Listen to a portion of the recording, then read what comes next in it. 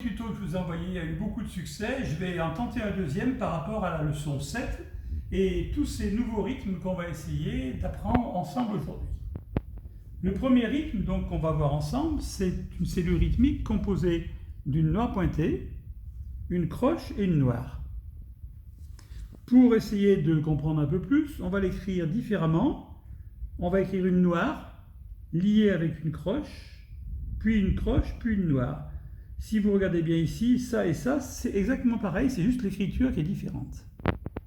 Donc par rapport à cette écriture, plaçons nos pulsations, ici sur la première, deuxième et quatrième note. Ici sur la première note, le point et la troisième note. Mais là aussi, dans les deux cas, on a exactement pareil, le même résultat. On va l'essayer maintenant en disant le nom des notes sur les notes fa sol la. J'ai marqué les pulsations au-dessus de la même manière sur les deux façons d'écrire. J'installe mon éternelle pulsation fa a sol la ou fa a sol la, le résultat est le même. Un petit texte maintenant. Do, ré, mi, i, fa, sol, ol, fa, mi, ré, do, o. Maintenant, je vais vous parler rapidement des temps forts et des temps faibles. Il existe des temps forts et des temps faibles. Chaque temps n'a pas la même importance. Prenons un exemple simple, la marche. Lorsque vous voyez un groupe de soldats marcher, il y en a un qui crie plus fort que les autres et qui dit « en avant, marche !» Et en même temps, il dit « gauche, droite, gauche, droite ». Eh bien, gauche, c'est le temps fort et droite, c'est le temps faible. Ça donne 1, 2, 1, 2, 1, 2. Et ça va être pareil quand on va, par exemple, faire une valse. 1, 2, 3, 1, 2, 3, 1, 2, 3. On entend très bien le temps fort qui donne le rythme de la valse, qui est un rythme d'ailleurs ternaire. Abordons maintenant la syncope. Donc la syncope, c'est une écriture un peu particulière aussi, puisque nous avons envoyé cette noire, ici, qui se retrouve coincée entre deux croches. Même procédé que tout à l'heure, on essaye de l'écrire différemment. On va ici écrire la première croche. Au lieu d'une noire, c'est deux croches liées entre elles, et ici une croche.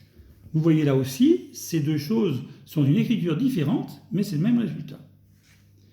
Comme dans l'exercice précédent, je passe mes pulsations, je les place sur la première, la deuxième, la quatrième et la dernière note. Ici aussi, de la même manière avec une écriture différente, sur le mi, le fa, la deuxième. Ici, sur la deuxième partie du sol, le fa est à vide et le mi à la fin. On s'entraîne avec ce petit texte qui est dessous. Ça donne do, ré, et, mi, fa, sol, fa, mi, i, ré, do. Excusez-moi, je me suis trompé. À la fin, j'ai un petit peu... Vous avez vu que le et tombe sur un temps. Je recommence. Do, ré, et, mi, fa, sol, fa, mi, i, ré, do, o, o. On va voir maintenant une dernière cellule pour aujourd'hui, qui est le contretemps. Le contretemps, vous savez, c'est par exemple lorsque dans certains concerts, tout le monde chante et puis fait un et o, et o. Vous frappez, dans ces cas-là, sur le contretemps. Ça s'écrit avec une première partie avec un silence et une deuxième partie avec une croche. Ce contretemps-là est un contretemps qui est fait de deux parties d'un temps avec une première partie faible et une deuxième partie, une première partie forte sur laquelle on ne donne pas de notes et une deuxième partie faible. Donc, dans la cellule contretemps, c'est relativement simple. Sur la pulsation, on ne dit rien. Et dans le trou qui succède à la pulsation, on va prononcer le nom de sa note. Je prends l'exercice en dessous. Ça va faire do, ré, mi, ré. Je recommence. Do, ré, mi, ré. Voilà. Donc, je pense que vous aurez à peu près compris. Vous regarderez tranquillement les définitions.